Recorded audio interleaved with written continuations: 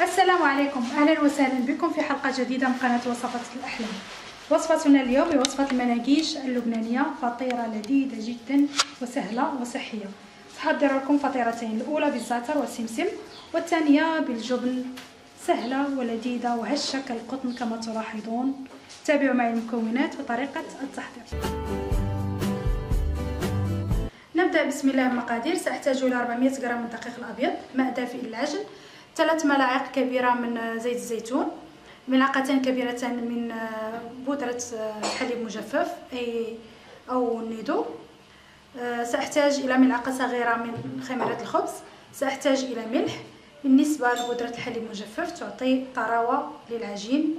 سأقوم الآن بالعجن. سأحتاج إلى عجانة كهربائية، يمكنكم العجن باليد.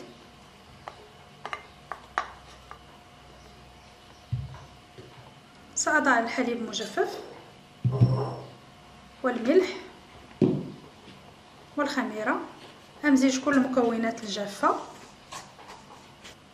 ثم أضع زيت الزيتون والماء الدافئ وأعجنها. بعد أن انتهينا من العجن، هاي كثافة العجين. سأضع قليل من زيت الزيتون، أدهنها نفس الشيء من الأسفل، ثم أضع بلاستيك الغذائي وأغطيها وأتركها حتى تختمر. بالنسبة للحشو سأحتاج إلى جبن. بالنسبة للفطيرة الأولى جبن وزيت زيتون. الفطيرة الثانية 3 ملاعق مطحونة من الزعتر طازج، وكذلك ملعقة من السمسم أو سنجدان محمص وزيت الزيتون. سأقوم الآن بخلط السمسم مع الزعتر مع زيت الزيتون، أمزج الكل.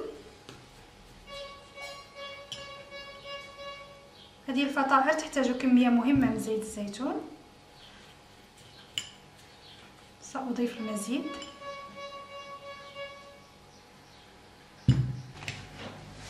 حتى نحصل على هذا القوام. وهي العجين بعد أن اختمرت سأقسمها إلى نصفين كي أصنع منهما من العجين فطيرتين.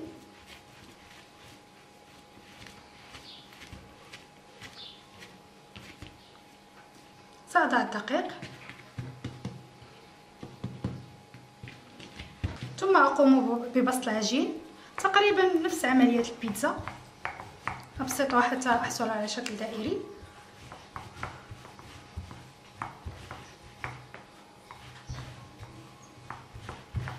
بعد أن انتهيت احتجت إلى صواني خاصة بالفرن، وضعت فيهم الفطائر، دهنتهم بقليل قمت برش بقليل من الدقيق في الأسفل، ثم وضعت العجين. سأقوم بالضغط عليها هكذا بالأصبع.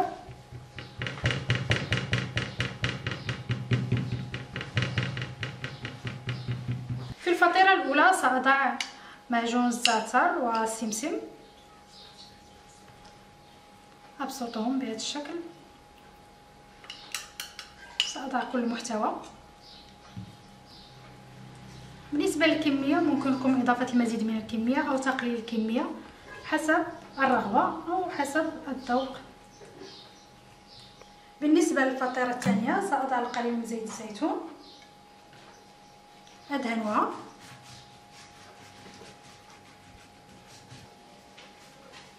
ثم أضع الجبن، كمية دائما حسب الرغبة.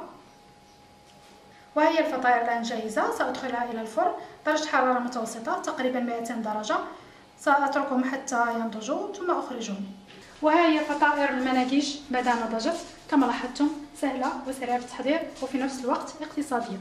إذا أعجبكم الفيديو لا تبخلوا علينا بوضع لايك والاشتراك في القناة والانضمام إلى صفحتنا في الفيسبوك. في أمان الله.